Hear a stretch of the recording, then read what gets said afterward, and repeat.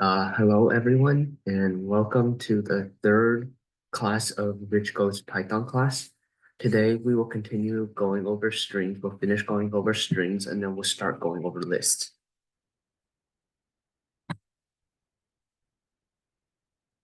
So last class we ended on like indexing of the strings and how to basically slice a part of the string. So like for example, if we took like one in every three steps, we would take the first character starting from step one to E, and we would just take every third character. Or okay, and then now we're gonna start going over string manipulation. So if you build a string, if you build a program, you may want to manipulate a string. Like let's say you ask them to enter their name, but they entered it in all lowercase, or they entered it in all, or they put capitals in random spots. So if it's all lowercase, there's a method called the dot title method. And the dot title method just capitalizes all the first letters of each word in the string. So if I set name to, let's say, Richard, then if I capitalize it, it would put the R as capital and the F as capital. So if I change this to, let's say, hello, if I change it, hello, my name is Joe, it would return, hello, my name is Joe, except each first character is capitalized.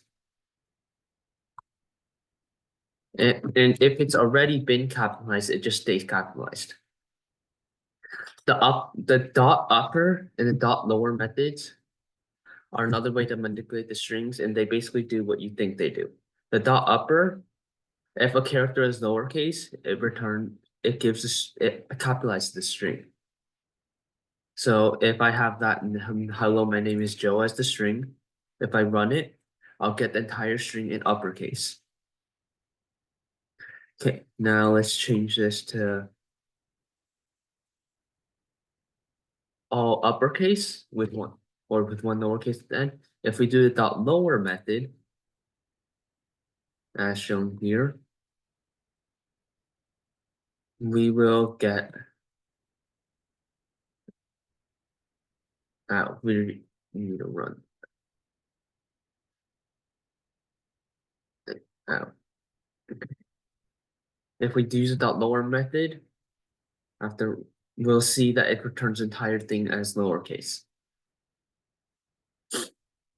And as another example is if we set book to enhance math I and we just print out the upper, it will print out everything in uppercase.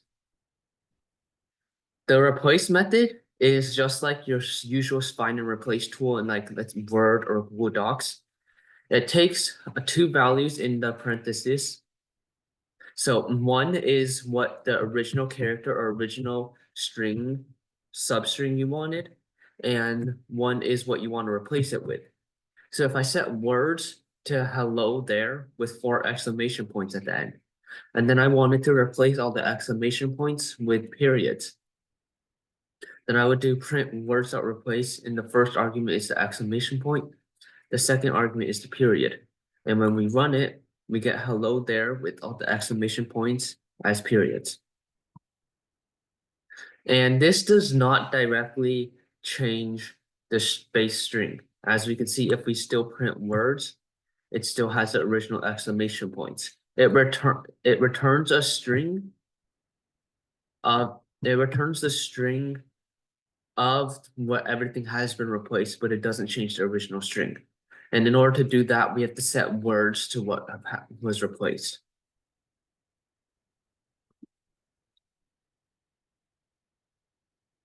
And then if nothing happens, let's say, because in this case, words has all exclamation points, and we want to replace all periods with exclamation points, and there are no periods, it just returns the original string. And then the dot find method is like the control F method in your browser, where it just finds the first index of the string, of the substring that you want from the original string. Like if we said S to look over that way, over. If we want S dot find over, so it should return this part, which is index 1, 2. It should be start at index 5 because that's the index O is at. And if we run it, that's it. It has index 5. And if we do not find it, then it'll just return -1 since that doesn't exist in the string.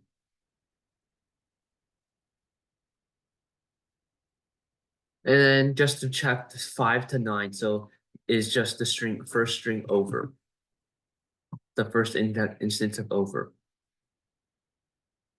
And then if you don't want to find the first index, you just need to see how many times they entered something. You can use the count method. So let's say I have text is I love apples. Apples are my favorite fruit. Apple, apple, apple. And we can add more apple. So there's 1, 2, 3, 4, 5, 6, 7 apple in the string. So if I ask how many x, if I do txt.count of apple instead to x, when I print x, I get 7. If let's say I add another apple, I would get 8.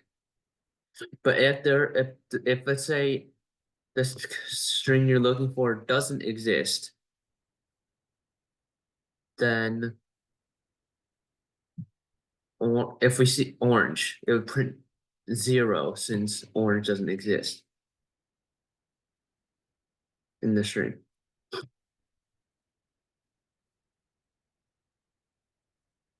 And then a way to specify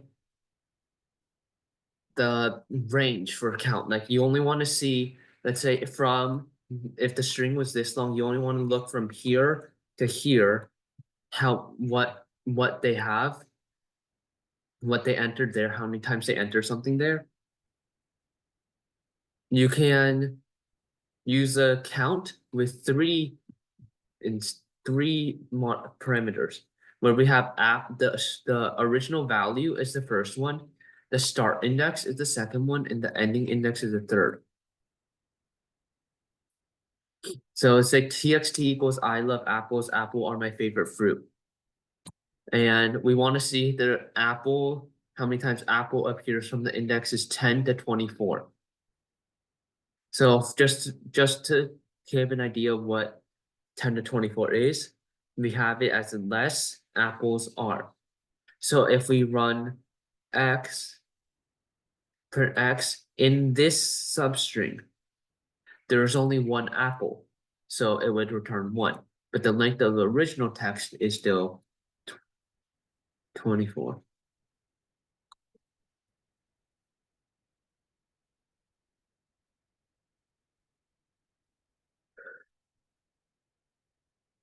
And then there's another way of finding it. There's another way of finding it. So we have the dot find method. And then we also have the dot index method. And so let's say we have hello, welcome to my world. The only difference between the two is one of them will just return -1. One of them will throw an error.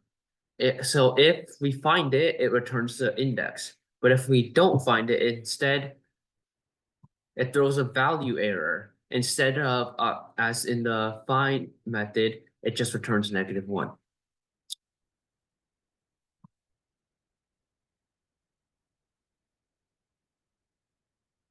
Okay. And then if you want to go from the back, then we can just do R find or R index. They just, instead of going through the front, they go through the back. So let's say we have a string like this, and this substring pattern we're looking for appears here, here, and here. Dot find and dot index point to this, but dot R find and dot R index point to that, the back one. And they just basically, otherwise they're the exact same. as R index still throws the same exception, and R find still returns -1 if it doesn't exist. And then, so if you wanna, let's say someone before entering input to your code, they put a bunch of spaces, and normally those spaces will cause a lot of errors. Because you want the first thing to be a non-space character and the last thing to be a non-space character. Easiest way to do that is through the dot strip method. And the dot strip method, you can either specify for it to remove something, or if you don't, it's automatically removes spaces. So if we have name set to Richard space ABCD space EFG space XYZ space a bunch of spaces. If name itself by itself prints out a bunch of spaces, but if we strip it, it removes all the spaces from the left and the right. It does not touch the space in the middle. So there's no spaces there. The spaces in the middle exist still, and there's no space here.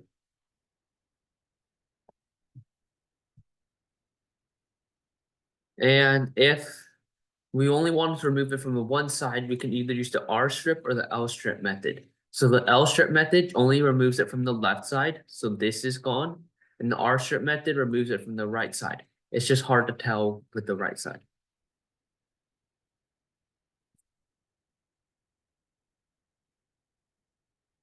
So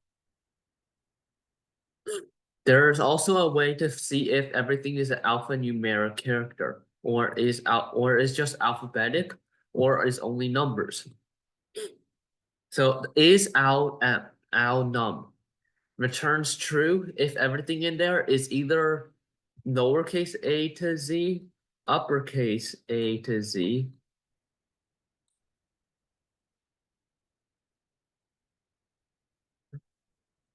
or 0 through 9. If everything in that character satisfies one of these three requirements, then we can return true. But if, let's say, in this example where we have the dot is not an alphanumeric character. So if we run it, we will get false since it is not, since it's the opposite of alphanumeric character.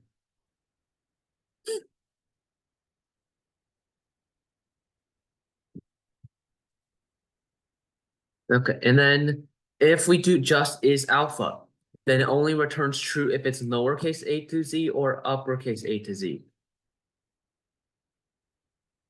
So if we have company X, it is still alphanumeric character, so it's so it's returns true. But if we have company 12, the 12 is not a alphabetic character since it's a number. So then it would return false. And then the is digit just returns if it's 0 or to 9. And 0 to 9. So if we have 50800, it would return is digit as true since X is txt.isDigit. Since and 0 to 500 are all digits. And then if we have company 12, company part of company 12 is not a digits. So we would return false. And then starts with and ends with are two methods to check if the string starts or ends with with a certain substring. Another way of doing this is we can check the find or R find if they're equal to 0 or the last index. So in this case, we have txt is hello, welcome to my world. So we set x to txt.lower, and we check, and we only set it to true if it starts with hello, and in this case, it does. But then let's say txt is hello, welcome to my world again, and it ends in a period. If we turn x equals txt that ends with, and then period. It's also true since it does end in a period. Okay, and then a question for you guys. So we have txt dot lower, and then we have from the index is 0 to 6, and then we do a bunch of stuff, and then we turn starts with hello. So my question is, from this part, what would you get as what we're looking at if it starts with hello, since we know it returns false?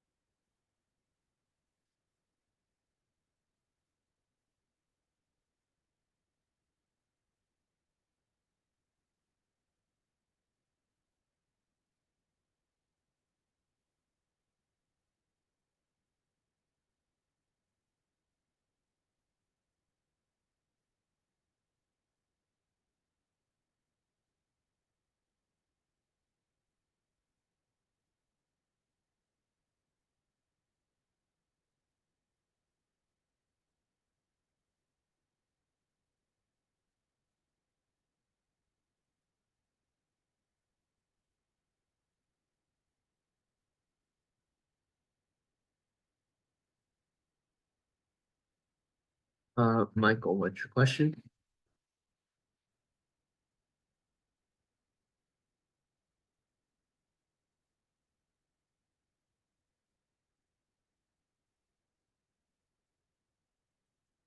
Uh, it would not be hello as lowercase.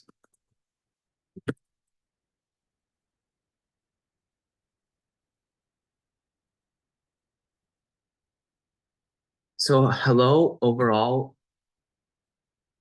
first of all, okay, so 0 to 6 in this string is, I'll just add it.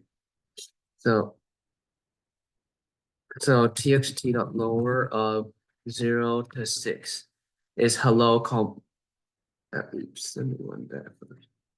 Is hello comma, and then we do it dot upper, and dot upper makes it everything uppercase. Dot lower again is all lowercase, then upper again makes it all uppercase, and then dot title, it does nothing since it's already it return sorry, title makes everything else lowercase after, but it would be dot title, so the first character would be uppercase, and since it's dot uppercase, it does not start explicitly with lowercase hello, so it will return false.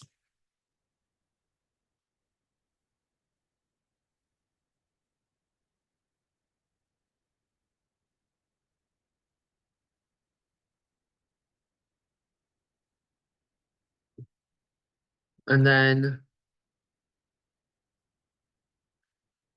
another way we can manipulate to put a variable in the string is a dot format method. So if we set, let's say, name to Richard, and we have hello, brackets, and then dot format name. We'll print hello, bracket, and it would print out hello, Richard. And then, and say we did hello, brackets, you are brackets years old, and then dot format name, comma, 14. So it would just print out hello.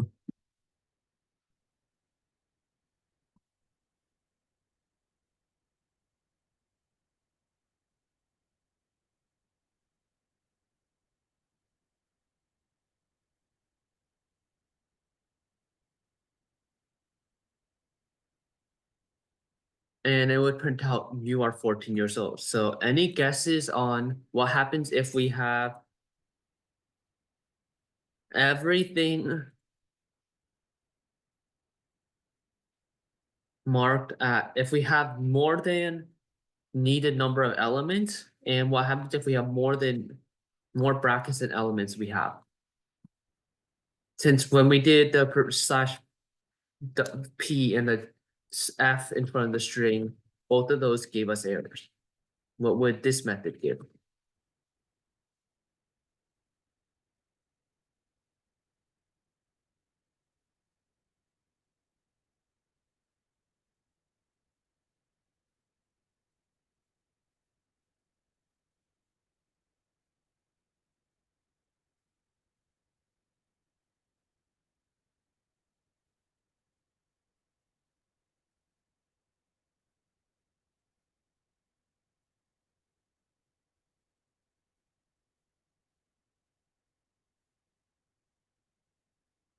Anyone else want to guess, or is it just going to be Michael?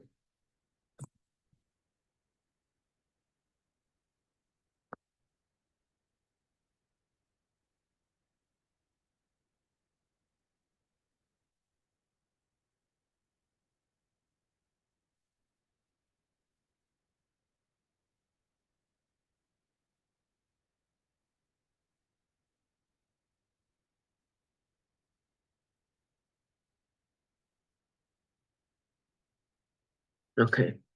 Okay, so let's test. If we have another bracket here, what happens? It returns an error. That's correct. And if we have another index here, it would not return an error. The second part would not return an error as it just takes these two in.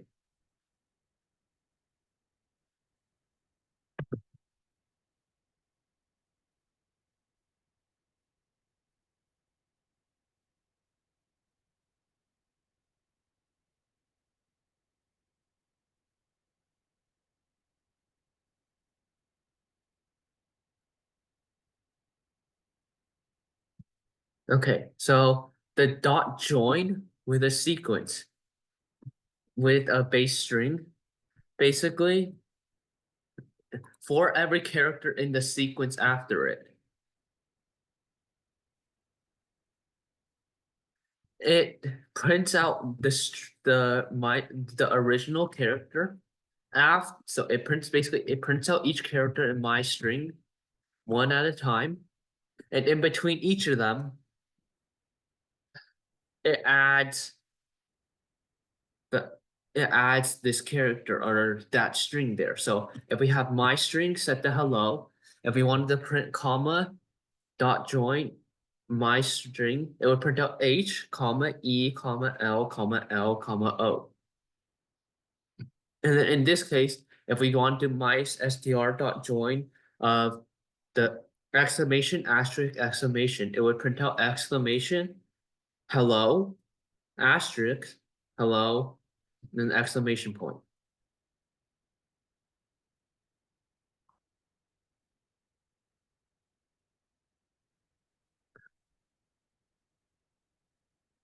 And then dot split method. So we can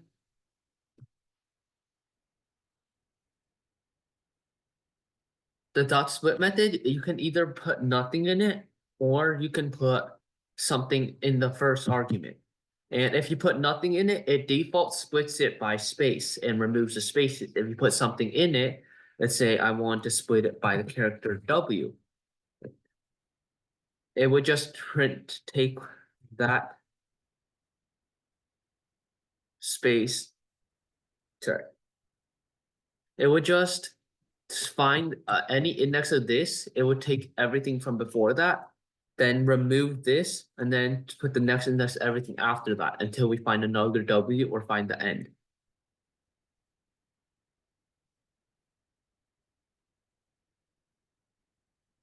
Okay, so for most of this rest of the class, we're going to do a small receipt printing program with the concepts we learned. So everything will look something like this, where it says a bunch of stars at the top, and then the name of the thing, the address, and then the state and city state, and then equals, and then the name and all the products, and then the prices of the products, and the total, and then thanks for shopping with us today. So in order to do that, how do we do all, sorry, in order to do that, what's the first step? What do we need to print first in order to replicate this?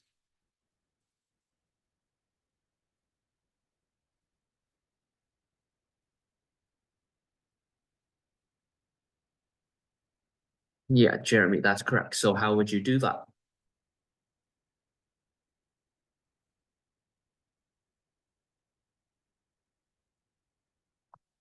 You need to print out.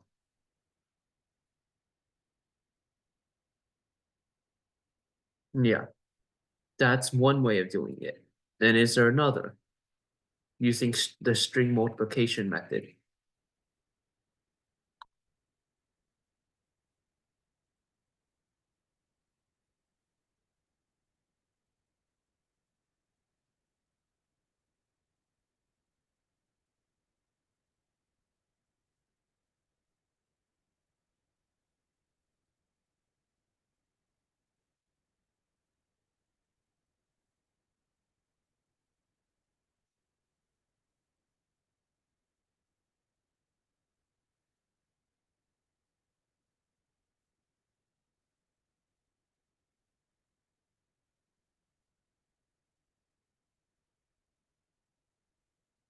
Anyone? Or do you? Okay. So first step, we can either set the other way. So Jeremy's made works. And the other way is we can use a string multiplication where we can just have an asterisk and then we can just print it 20 times using the times 20. And we will get something similar. Okay, so what's the next step?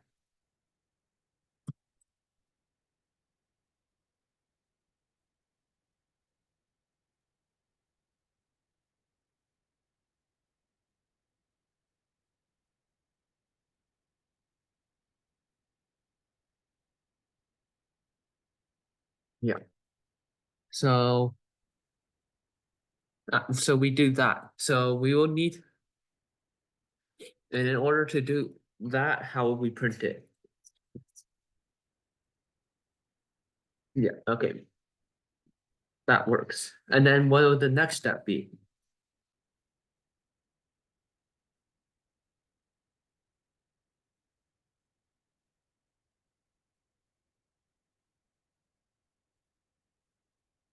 Yeah. Okay, so you guys know how to print it out mostly correctly. And then next up, so how would we print out these equals? Use string multiplication.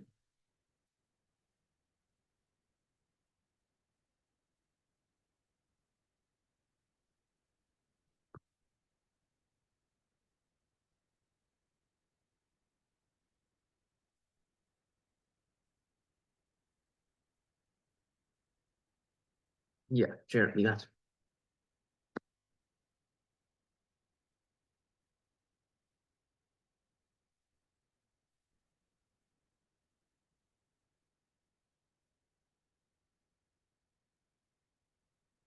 and then we just continue doing that. Okay, so let's say, and then yeah, so you guys are doing it so far correctly. And then so let's say we want to have a list of, sorry, let's just say we have want to have three product names. How do we store the product names? Sorry, as variables. Like how would you do that?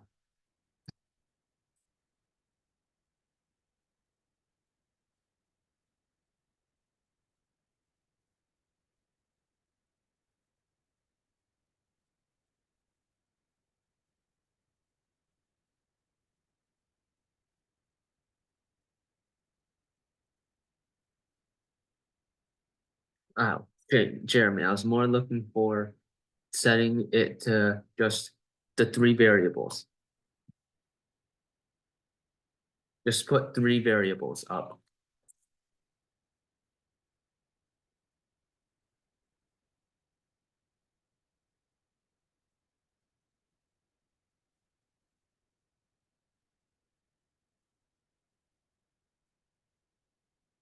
Yeah, and you can do that.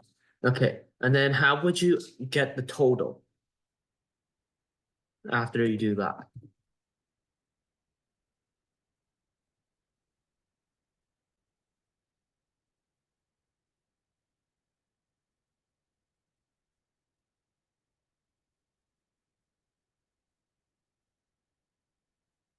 Yeah. Okay, and Jeremy, it's usually best to store as a variable in case So in case you ever use it later, you don't have to keep typing out books plus computer plus monitor. And then everything else is easy. Okay.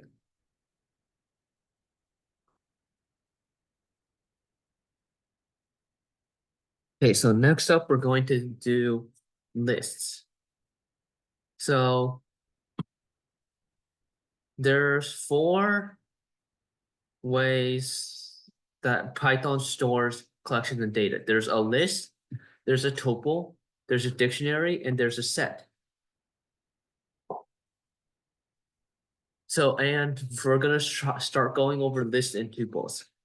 So a list basically allows you to store multiple items in a variable.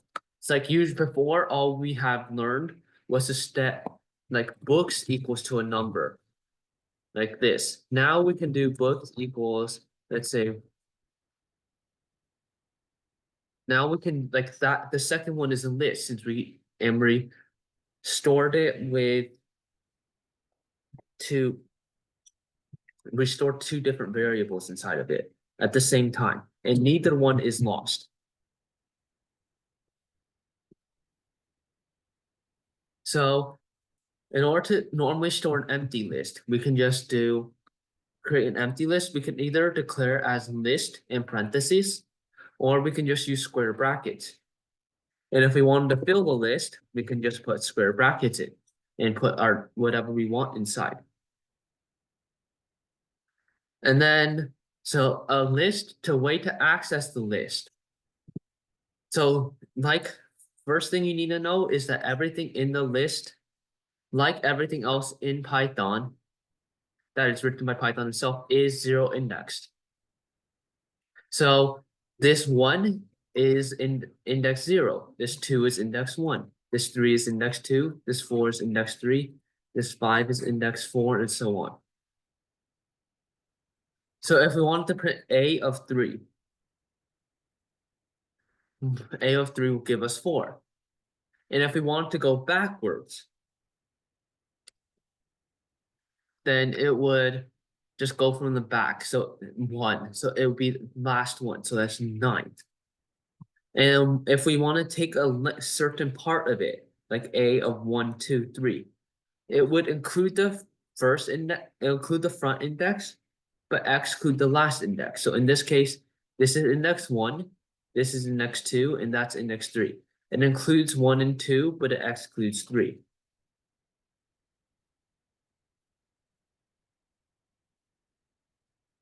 And then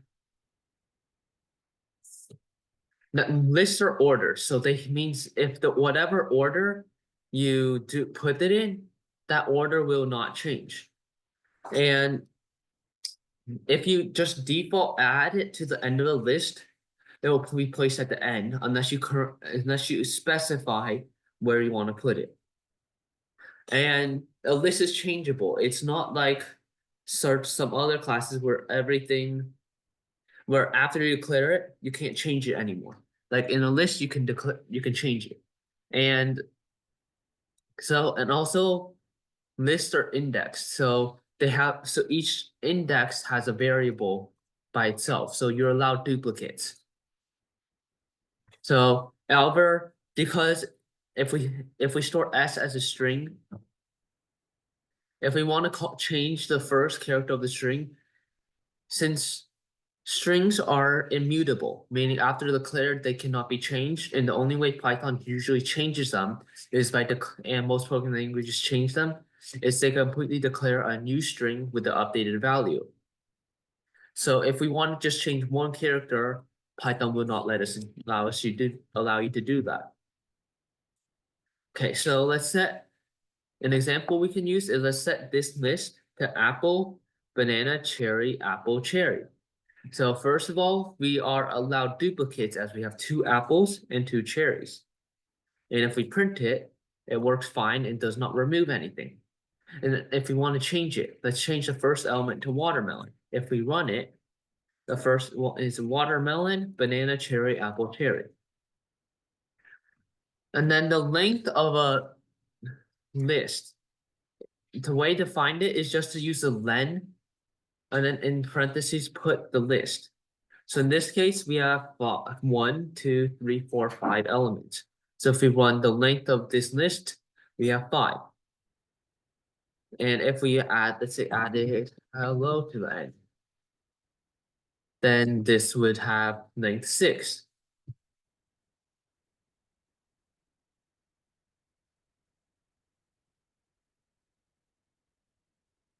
And there is no saying that it has to be a certain data type, like a string. It doesn't have to only hold, it doesn't, lists don't only support strings or integers or floats or booleans. We can have any type of them, and they all are just stored as lists.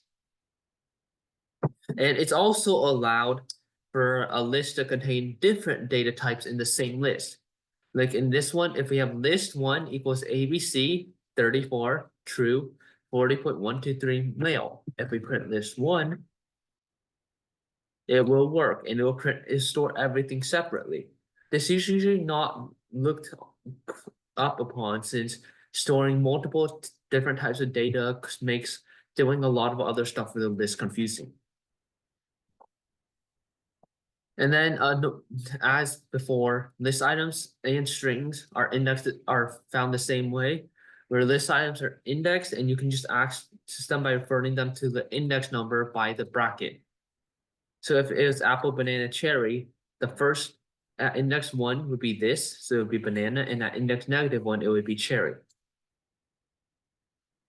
And then list slicing is basically the same thing as string slicing. You do the same thing, it's just it's stored as a list instead of set of characters. And so we have A here, and it's 1, 2, 3, 4, 5, 6, 7, 8, 9. If you want to take everything after the 6th character, we can put a really large number here, and it'll print 6, 7, 8, and 9. And if we want everything up to the 4th, excluding the 4th, we would take 0th, 1st, 2nd, 3rd, and we would exclude the 5. And if we leave nothing blank, if we leave both parts blank, it would just take the whole list. And if we can also skip every other one.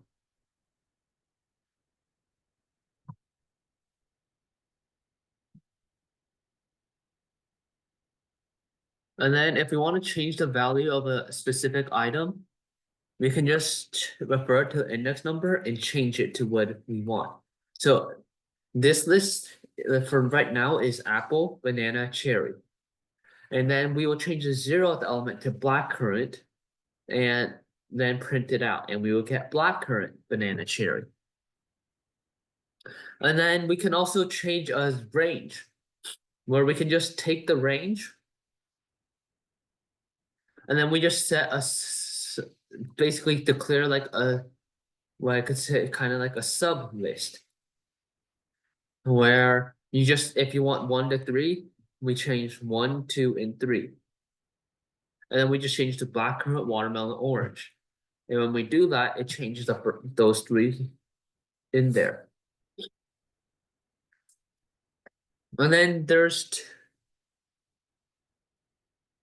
if we edit, this is technically, if we insert more items than we replace, as like in this case here, since there was only 1 orange, but now there's 2, the new items will be basically inserted where you specified them to be.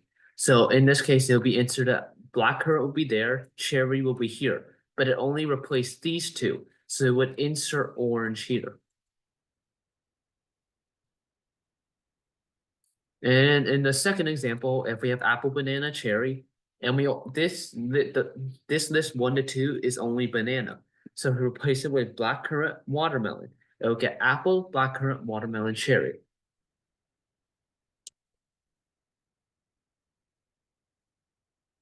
And the same thing happens if you insert less elements than you replace.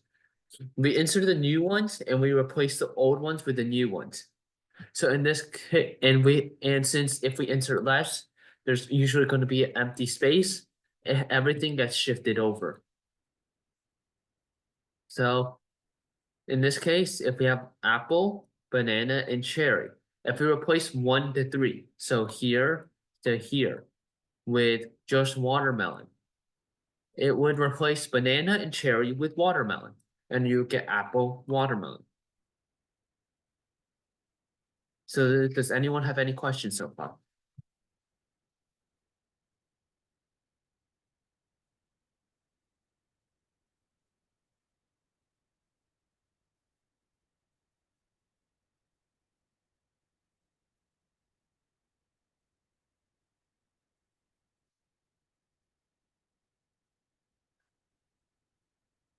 Okay. Anyone else? Okay, Jude, go ahead. You can either unmute or type it in the chat.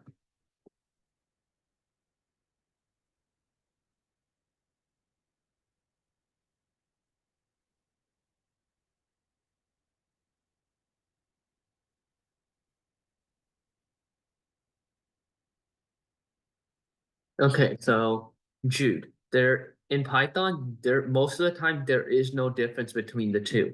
The only time that there would be any is if you specified it to be a character. If you specified it to be a character, then you have to use the single, you have to use like comp apostrophes. You cannot use double curly brackets. Sorry, not double curly brackets. Uh you have to use apostrophes instead of quotation marks. That's the only time that it really matters. So usually it's just preference. But if you go to other languages, strings can only be in apostrophes and characters can only be in quotation marks. Python is a lot more flexible. Okay, and then if we want to, let's say we have a list and we want to add something to the end. Instead of doing this way, there's a much faster method where we can just call it .append method.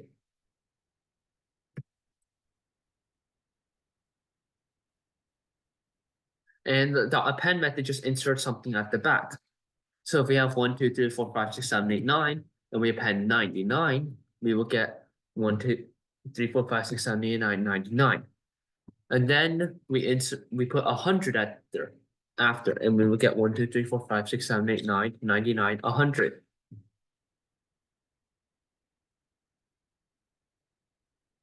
And then if we want to put something in the somewhere else inside our list, not at the very back, there is a .insert method.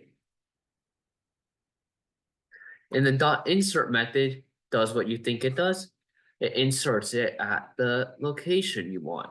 So let's say we want to insert 99 at the negative first index. So we would insert it here. So we put 99 here. Basically what happens is A equals 1, 2, 3, 4, 5, 6, 7, 8, 9. And then it becomes A 1.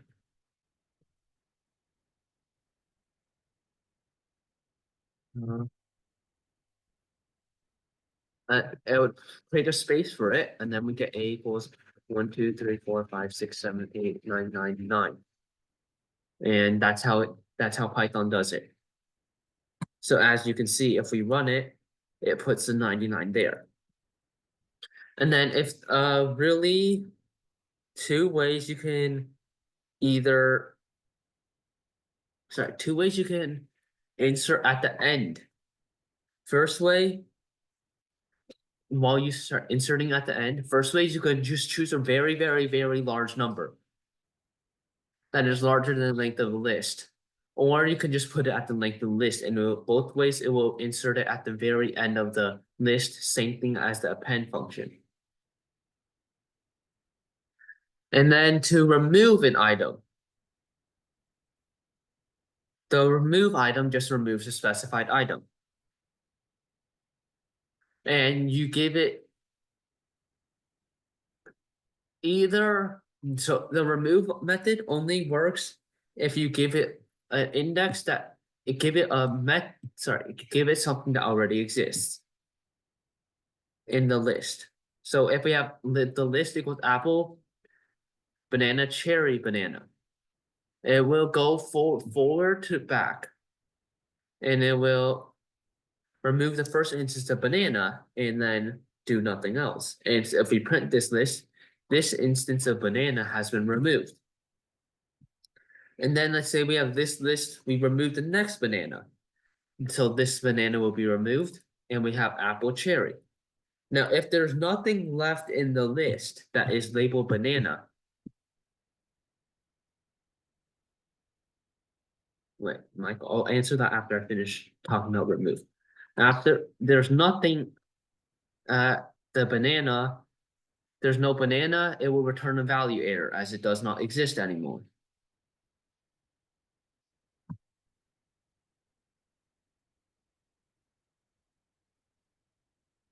So Michael's question is, what happens if there are only 10 characters in the list, but you want 45? So you want 45 on the 45th character on the list. Wait, so do you mean that you want to put something on the 45th position of the list, right? And there's only 10 right now. That's correct, right? Okay. So if you do it normal, if you just do it normally, it would just put it at the 11th position. It will not throw you in. It would put it at the 11th position. It would just put it at the end of the list. If you actually wanted to put it on the 45 position, you would have to insert all the missing elements first. You can put spaces or nuns, which is Python's version of null.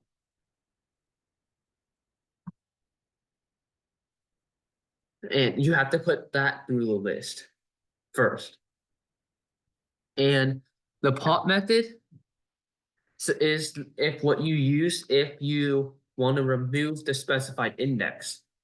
So let's say you have a list of friends here. And let's say you visit you visit the third friend's house. And you have a list of the people's houses you have not visited yet. You would, if you want to if you want to remove the third element, there are two ways to do it. You can either do the remove of the list's of the second index, since it's zero index, or you can just pop the third element. In the pop, it just removes that index if you specify one. If it doesn't, it removes the last one. So if we have the list is apple, banana, cherry. If we remove the item at index 1, we would get apple, cherry, since we removed banana. And if we don't have any, it just removes the last one. And apple, banana, cherry. And then another way you can do it is the del keyword. The del keyword removes, you can either remove the specified index, or you can either remove the specified index, or you could remove the entire list completely. You just have to specify. So if we have this list is apple, banana, cherry, we want to delete the apple, which is the 0th index. We can do del this list 0. The del keyword can be also be basically just sets it to none, which is null, and it removes all definitions to the thing you wanted. So, and if it was in a list, there would no longer be a first element. So the list Python moves everything in the list over, and that's why you get banana cherry instead of something banana cherry. So if we set this list to apple, banana, cherry, and then we delete it, if we run it, it will not be defined since we have deleted all references to that list.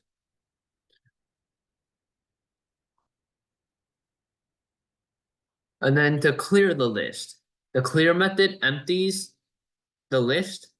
So the list remains, but it has no content. The only difference is you can still point to it.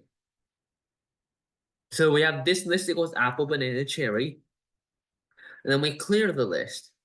This list would equal just an empty list.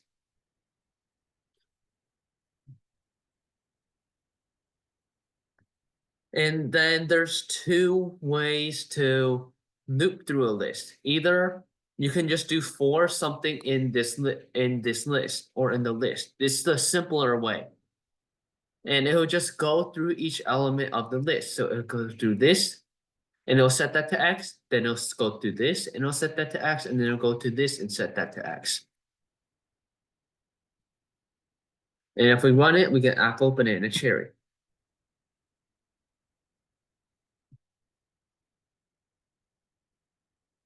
And then the other way is for I in range, and then that will, and it'll do length of this list.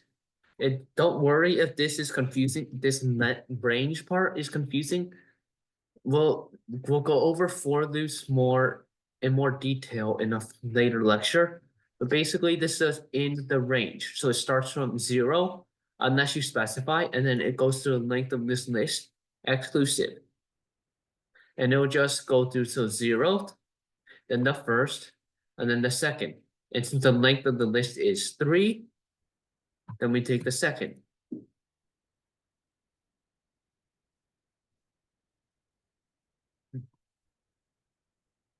And then if we want to sort a list, let's say we have A, C, B, D, F, E, and we wanted to arrange it in order of the alphabet.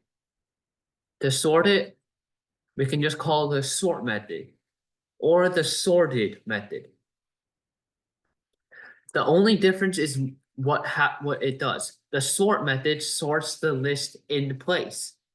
So if you call the sort method, it will change, it will sort the method for you. It'll sort the list for you on the original list, and you'll be pointing to a sorted list. If you call the sorted method, it will return the list sorted, but it will not actually impact the original list. So as seen here, if we have nums, is 1, 4, 2, 3, 5. So the sorted of that is 1, 2, 3, 4, 5. Now if we set sorted nums, the sorted of nums, we would get nums is still 1, 4, 2, 5, 3. And sorted nums is 1, 2, 3, 4, 5 in that order. And however, if we just call the sort method on nums directly, if we put nums, it will automatically sort it on nums for you. And then if you want to sort your thing in reverse order, so let's say we have nums is 1, 4, 2, 5, 3 again. If we sort it in reverse order, we just have to specify a flag that reverse equals true. And once we do that, Python knows that instead of putting the smaller one first and the next smallest one at the second place, it will put the smallest one last and the next smallest one second to last. And this is why you don't want to have a list of multiple types of elements. Like if we have a string and then an int, and then we have a billion, and then we have a float. If we try to sort it,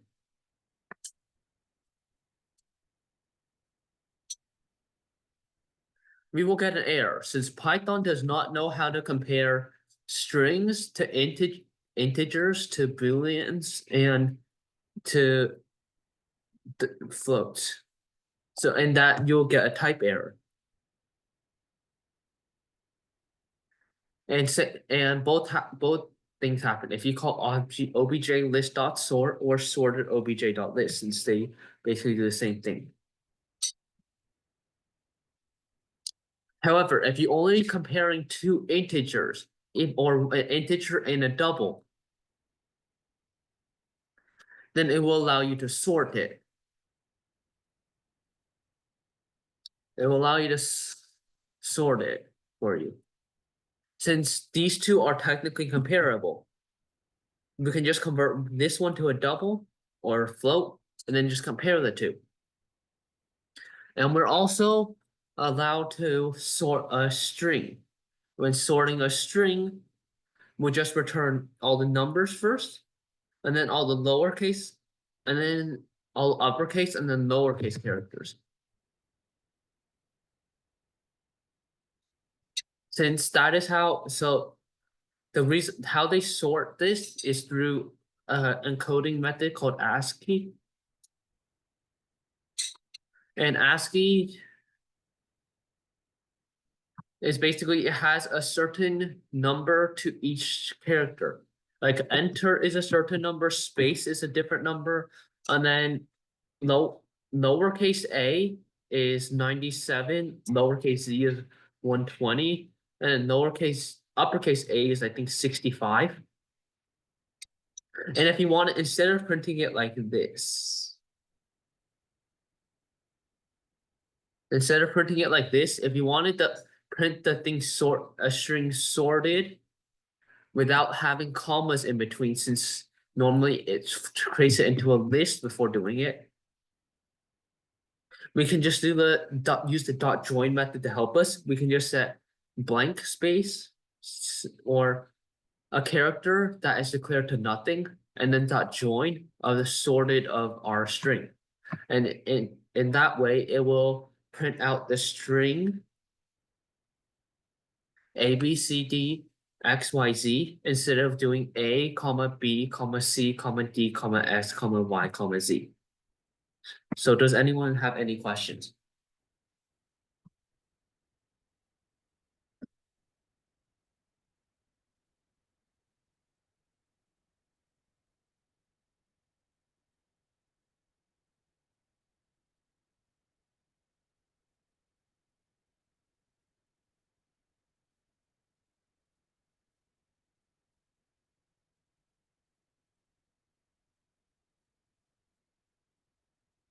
Okay, so join, sorted, join.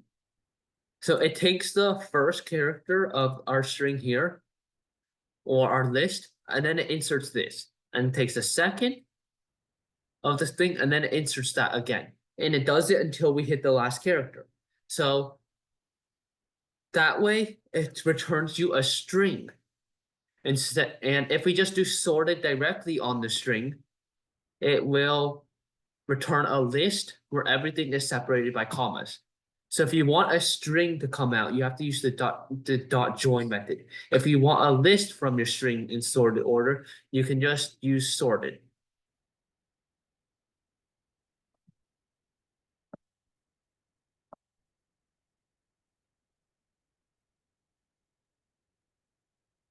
Okay.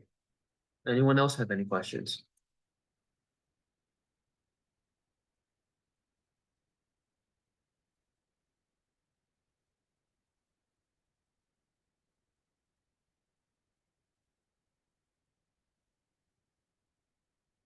Okay. If not, that's going to be all for today.